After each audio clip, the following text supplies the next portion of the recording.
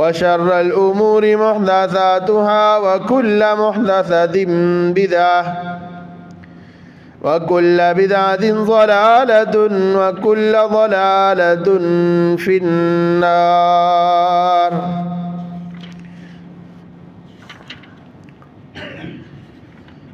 أعوذ بالله من الشيطان الرجيم. يا أيها الذين آمنوا اتقوا الله حق تقاته ولا تموتن إلا وأنتم مسلمون. يا أيها الذين آمنوا اتقوا الله وقولوا قولا سديدا يصلح لكم أعمالكم ويغفر لكم ذنوبكم ومن يطع الله ورسوله فقد فاز فوزا عظيما. إن الله وملائكته يصلون على النبي يا أيها الذين آمنوا صلوا عليه وسلموا تسليما. اللهم صل على سيدنا ومولانا محمد وعلى أهل بيته وعلى أزواجه وعلى أصحابه ومن تبعهم بإحسان إلى يوم الدين.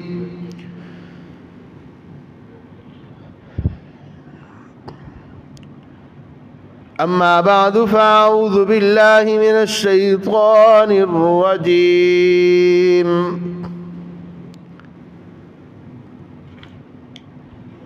والسابقون الأولون من المهاجرين والأنصار والذين اتبعوهم بإحسان رضي الله عنهم ورضوا عنه وأعد لهم جنات تجري تحتها الأنهار خالدين فيها أبدا ذلك الفوز العظيم.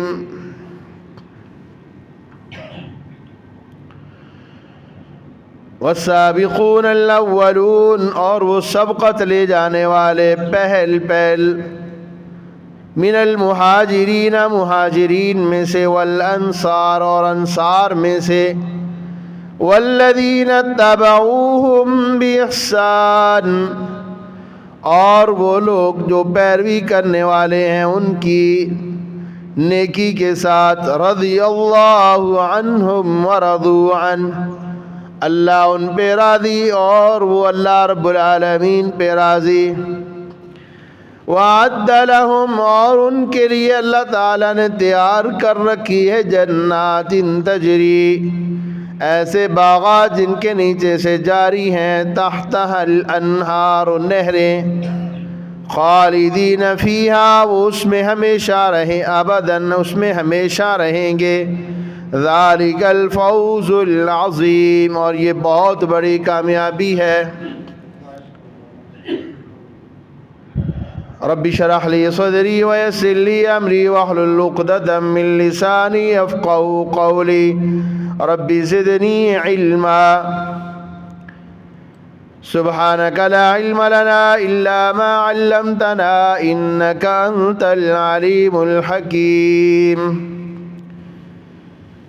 ہر قسم کی حمد و ثنا مقدس اور معلیٰ کلمات اللہ ملک العلام رب ذوالجلال والاکرام، خالق کائنات، رب ارض و سماوات کے لیے، وہ اللہ جو اکیلا ہی پوری دنیا کا خالق و مالک، داتا اس دستگیر حاجت روا اور مشکل کشا ہے. انگن درود و سلام امام الہدا سید ولد آدم، محسن انسانیت، رہبر شریعت، خاتم النبیین،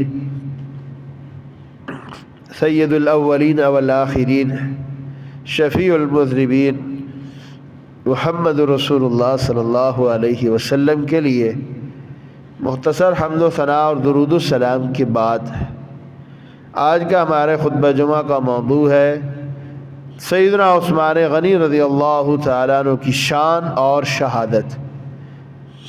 سیدنا عثمان غنی رضی اللہ تعالیٰ عنہ کہ جن کے والد کا نام سیدنا عثمان بن عفان،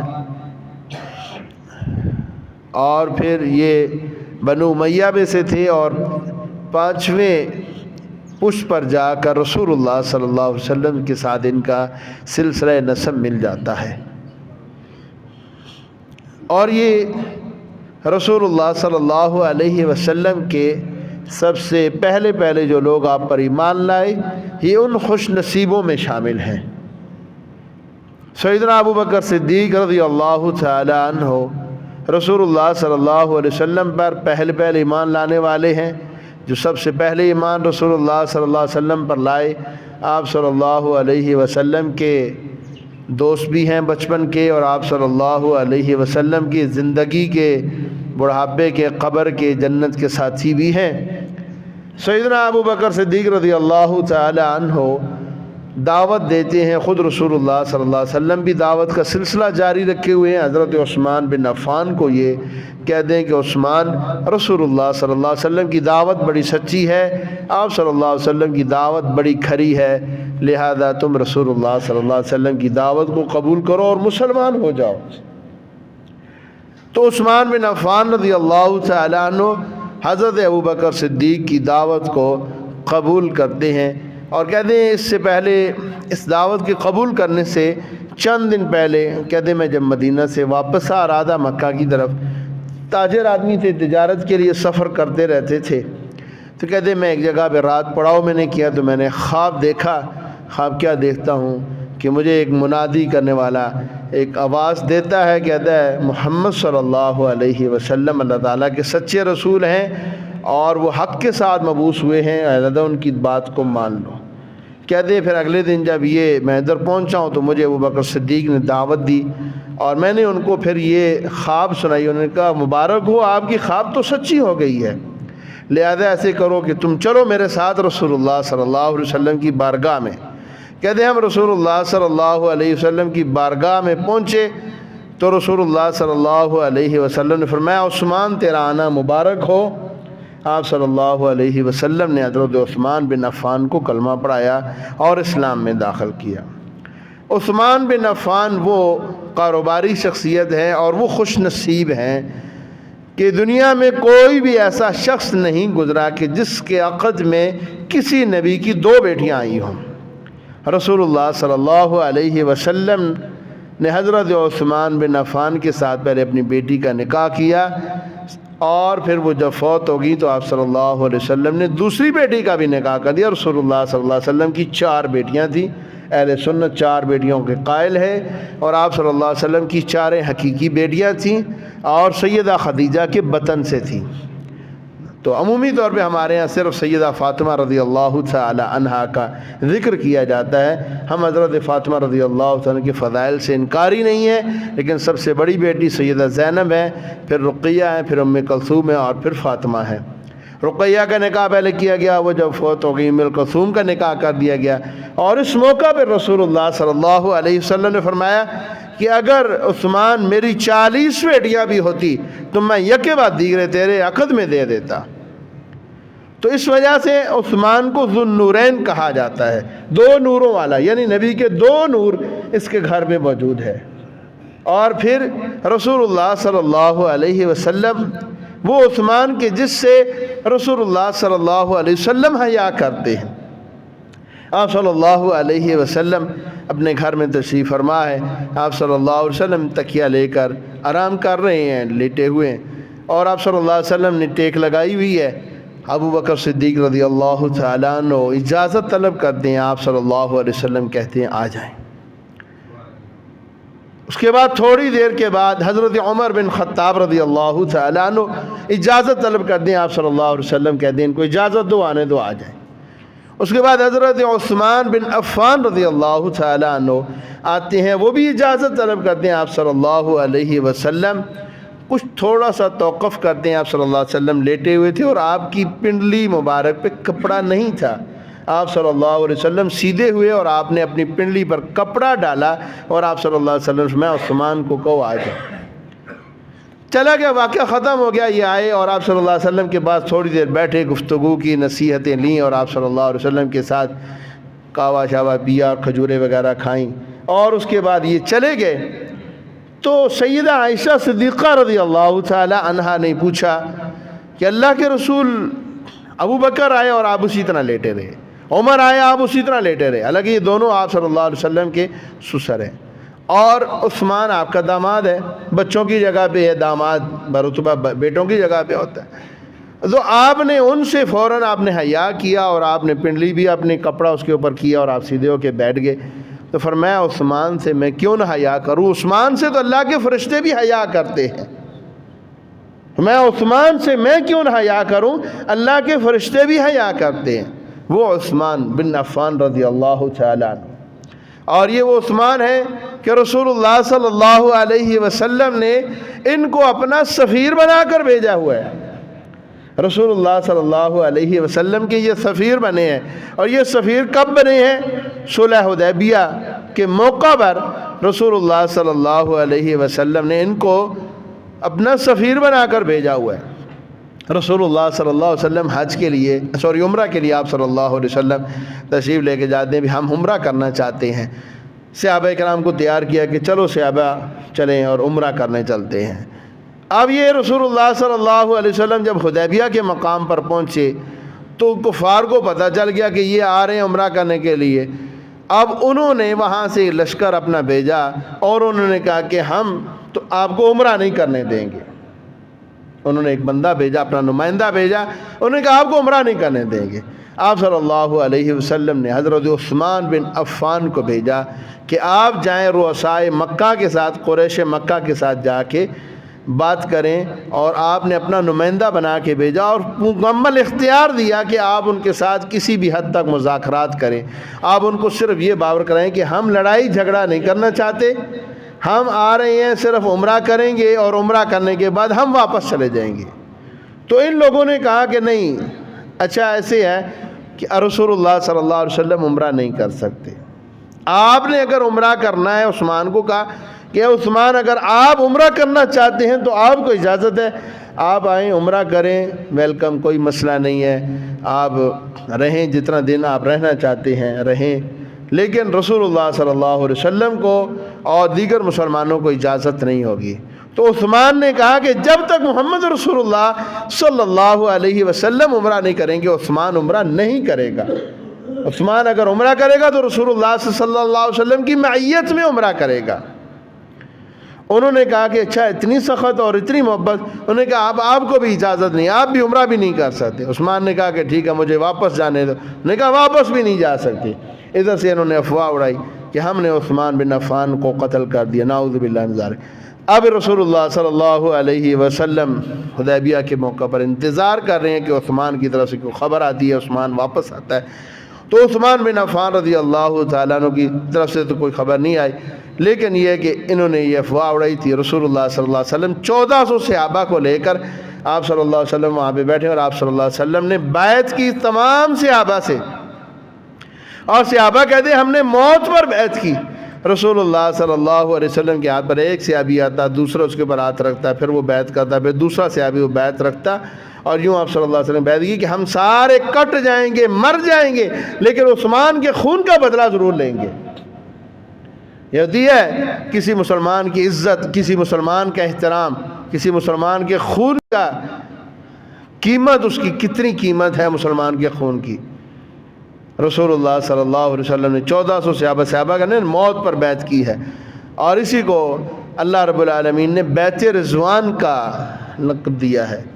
اور یہ بیعت اللہ تعالیٰ فرماتی ہے لقد رضی اللہ عن المؤمنین اذ یبایعونک تحت الشجرہ فعلم ما فی قلوبہم. اللہ رب العالمین فرماتے ہیں اللہ ان لوگوں سے راضی ہو گیا کہ اے پیارے پیغمبر جنہوں نے آپ کے ساتھ آپ کے ہاتھ پر درخت کے نیچے بیعت کی تھی, اللہ ان سب سے راضی ہو گیا. اللہ ان سے راضی ہو گیا. اور جس کے لیے بیعت کی جا رہی ہے, جس کے لیے بیعت کی جا رہی ہے, اس کا مقام کیا ہوگا؟ اس کے ساتھ راضی نہیں ہوا اللہ. آج کچھ لوگ اعتراض کرتے ہیں سیدنا عثمان غنی رضی اللہ تعالیٰ عنہ کی شان میں تنقیص کرنے کی کوشش کرتے ہیں. یہ ایسے ہی ہے کہ جیسے کوئی آسمان کی طرف منہ کر کے تھوکے اس کا اپنا منہ گندا ہوگا. سیدنا عثمان غنی رضی اللہ تعالیٰ عنہ کی شان بڑی بلند ہے. وہ کسی کی تنقید سے کوئی فرق نہیں پڑتا. اگر آپ انکار کریں کہ جی سورج نہیں نکلا ہوا، باہر نہیں نکلا ہوا، آنکھیں بند کر لیں نہیں نکلا ہوا، تم انکار کرتے رہیں. سورج تو نکلا ہوا، روشنی دے رہا ہے، لوگ مستفید ہو رہے ہیں. کوئی کہتے ہیں میں نہیں مانتا تو نہ مانے، ہم زبردستی تو کسی کو نہیں منوا سکتے. لیکن قرآن بیان کرتا ہے لقد رضی اللہ ان لوگوں سے راضی ہو گیا، عن المؤمنین، ان مومنوں سے. دوسری بات یہ کہ سارے کے سارے مومن اور جنہوں نے آپ کے ساتھ فرمایا رضی اللہ عنہم ورضوا عنہ، اللہ ان پہ راضی، وہ اللہ پہ راضی. فانزل السکینۃ علیہم، اللہ نے ان پر سکینت نازل کر دی. ابھی یہ عہد ہو چکا، یہ بیعت ہو چکی. بعد میں حضرت عثمان غنی رضی اللہ تعالیٰ عنہ بھی ان سے کامیاب مذاکرات کر کے اپنا ایمان اور اپنی جان سب کچھ بچا کر واپس آ گئے. اور یہ وہ عثمان رضی اللہ تعالیٰ عنہ کہ اسلام میں سب سے پہلے جس جوڑے نے ہجرت کی ہے وہ عثمان رضی اللہ تعالیٰ عنہ، ان کی بیوی رقیہ ہے. جو پہلی ہجرت حبشہ ہوئی ہے اس کے اندر حضرت عثمان اور حضرت عثمان کی زوجہ محترمہ رسول اللہ صلی اللہ علیہ وسلم کی بیٹی موجود ہے. اسلام میں پہلے جس جوڑے نے ہجرت کی ہے یہ وہ دو ہیں. اور وہ عثمان رضی اللہ تعالی عنہ کہ رسول اللہ صلی اللہ علیہ وسلم نے بیر روما، جو آج بھی موجود ہے بیر روما، مدینہ میں جو لوگ عمرہ پہ جاتے ہیں، جن لوگوں کو کچھ معلومات ہیں انہوں نے وہاں سے پانی بھی پیا ہوگا، وہ آج بھی موجود ہے. اور اسی پانی کے ساتھ کھجوروں کا جو باغات ہے جو حضرت عثمان کے نام پہ وقف ہے، اس کی کروڑوں روپے ماہانہ اس کی آمدنی ہے اور وہ ویلفیئر کے کاموں پہ لگائی جاتی ہے. اور حضرت عثمان کے نام کا ایک اکاؤنٹ، باقاعدہ بینک اکاؤنٹ ہے، اور ایک بہت بڑا ہوٹل ہے، اس کی جتنی بھی آمدن ہے وہ اس پہ لگائی جاتی ہے. تو وہ بحر روما ایک یہودی کی ملکیت تھا. یہودی مسلمانوں کو پانی نہیں بھرنے دیتا تھا. ایک ہی مدینہ میں میٹھے کنواں کا میٹھے پانی کا ایک کنواں تھا، یہودی پانی نہیں بھرنے دیتا تھا. رسول اللہ صلی اللہ علیہ وسلم نے جنت کی خوشخبری دی. کون ہے جو اس کنویں کو خرید کر مسلمانوں کے لیے وقف کر دے؟ عثمان بن عفان رضی اللہ تعالیٰ عنہ. اسلام پہ، مسلمانوں پہ بڑے احسانات ہیں ان لوگوں کے، ہر صحابی کے بڑے بڑے احسانات ہیں. عثمان بن عفان رضی اللہ تعالیٰ عنہ آگے بڑھے، اس یہودی کے پاس گئے اور اس کو کہنے لگے یہ کنواں بیچ دے مجھے. وہ کہتا نہیں بیچتا. کہا بیچ دے. مذاکرات چلتے، اس نے کہا چلو ٹھیک ہے آدھا کنواں خرید لے مجھ سے. 12,000 دینار میں آدھا کنواں خریدا. اور آدھا کنواں خریدنے کا مطلب یہ تھا کہ ایک دن مسلمان پانی بنیں گے، یعنی ایک دن عثمان کا ہوگا، ایک دن اس یہودی کا ہوگا.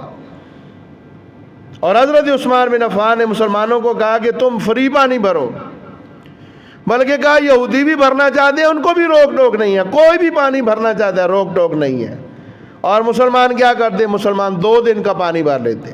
اگلے دن جب یہودی کی باری ہوتی وہ منہ اٹھائے دیکھتا رہتا، کوئی آ رہا ہے گاہ کو آ ہی نہیں رہا.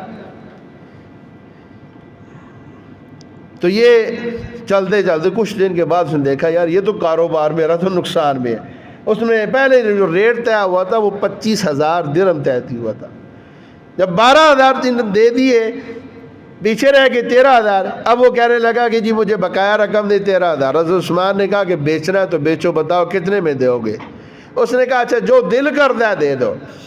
بعض روایات میں 8,000 دیے گئے اور بعض میں تھا کہ نہیں 13 دیے گئے. بہرحال وہ اسے دے کے تو اس نے کہا یہ دے دو، یہ گھاٹے میں بھی جاتا تب بھی فائدہ، کچھ مل تو رہا ہے، ورنہ تو یہ بھی نہیں ملنے والے. تو رسول اللہ صلی اللہ علیہ وسلم نے جنت کی خوشخبری دی حضرت عثمان بن عفان کو. آگے چلیے، مسجد نبی صلی اللہ علیہ وسلم کی تعمیر و توسیع کا سلسلہ آیا. رسول اللہ صلی اللہ علیہ وسلم نے فرمایا کون ہے کہ جو اس مسجد کے ساتھ ملحقہ پلاٹ کو خرید کر مسجد کے لیے وقف کر دے، میں اس کو جنت کی خوشخبری دیتا ہوں. عثمان بن عفان رضی اللہ تعالیٰ عنہ آگے بڑھے، کہا اللہ کے رسول میں آتا ہوں، بتائیے اس سے کہیے کتنے پیسے لیتا ہے۔ جتنی بھی رقم تھی حضرت عثمان بن عفان نے وہ ساری رقم ادا کر کے للہ فی اللہ اس پلاٹ کو مسجد نبی میں توسیع میں ڈال دیا، اور ساتھ اس کے لیے پھر مزید درہم اور دینار بھی ادا کیے کہ ماں یہ بھی لے لیجئے، تاکہ اگر اس کی کوئی تعمیر کرنی ہے تو اس کے لیے بھی پیسہ تو ہونا چاہیے۔ آگے چلیے، جنگ تبوک جس کو جیش عسرہ کہا جاتا ہے، جیش عسرہ اس وجہ سے اس کو کہا جاتا ہے کہ عیسائی 1,00,000 فوج لے کر تیاری حملہ آور ہونے کے لیے تیار ہو رہے ہیں مدینہ پر۔ رسول اللہ صلی اللہ علیہ وسلم نے فرمایا ہم آگے بڑھ کر ان کا مقابلہ کریں گے، مدینے میں چھپ کر ان کا انتظار نہیں کریں گے، آگے بڑھ کے ان کو روکیں گے۔ یہ ہوتے کون ہیں ہم پر حملہ کرنے والے؟ آپ صلی اللہ علیہ وسلم نے صحابہ کو تیاری کا حکم دیا، اور یہ 6 مہینے پہلے تیاری ہو چکی ہے۔ یہ نہیں ہے کہ انتظار نہیں کر رہے، چلو دیکھا جائے گا، جب آئیں گے تو دیکھا جائے گا۔ اچھا، یہ تیاری کرتے کرتے جب یہ نکلنے لگے تو اس در سے اور اس سے پہلے جتنے بھی ہوتے تھے نا حملے، آپ صلی اللہ علیہ وسلم ان کو خفیہ رکھتے تھے، لیکن اس موقع پر آپ صلی اللہ علیہ وسلم نے اس کو خفیہ نہیں رکھا، آپ نے کھل کر اعلان کیا کہ چلیں جس نے جانا ہے ہمارے ساتھ جائے، اور منافقوں نے اس موقع پر کھل کے اپنی خباثت کا اظہار کیا تھا۔ خیر وہ ہمارا موضوع نہیں ہے، ہم حضرت عثمان غنی رضی اللہ تعالیٰ کو لیتے ہیں۔ رسول اللہ صلی اللہ علیہ وسلم نے اعلان کیا کہ ہاں جی اپنا اپنا حصہ ڈالے، سب سے ابا نے اپنا اپنا حصہ ڈالا۔ سیدنا ابو بکر صدیق رضی اللہ تعالیٰ عنہ گھر میں جتنا کچھ تھا سارا لے کے آگے، حضرت عمر آدھا سامان لے کے آگے۔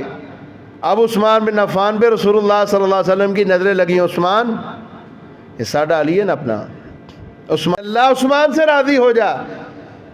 پھر آپ صلی اللہ علیہ وسلم دعا کرتے ہیں، آپ پھر اعلان کرتے ہیں کوئی اللہ کا بندہ مزید، اور یہ جہاد کے لیے اور نیک کاموں کے لیے چندہ مانگنا خود رسول اللہ صلی اللہ علیہ وسلم کی سنت ہے، اس پہ ہمیں ناراض نہیں ہونا چاہیے۔ اگر علماء کرام کہیں پہ بھی آپ سے اپیل کریں یار کسی نیک کام کے لیے، تو دل کے ساتھ خوش دلی کے ساتھ دیا کریں، تنگ دل نہ ہوا کریں اس معاملے میں، جی مولوی تو مانگتے ہی رہتے ہیں، ان کا کام ہی مانگنا ہے، جی اللہ رب العالمین کے لیے مانگتے ہیں، اللہ تعالیٰ یہ تو اللہ کی مہربانی ہے کہ اللہ تعالیٰ ہمارا حصہ ڈال دیتا ہے، ورنہ اللہ رب العالمین نہ تو نعوذ باللہ محتاج ہے نہ فقیر ہے۔ بہرحال چلتے چلتے 950 حضرت عثمان بن عفان رضی اللہ تعالیٰ عنہ نے اس جنگ کے لیے وقف کیے، اور 10,000 دینار سونے کے سکے ہوتے ہیں، 10,000 دینار دیے ہیں،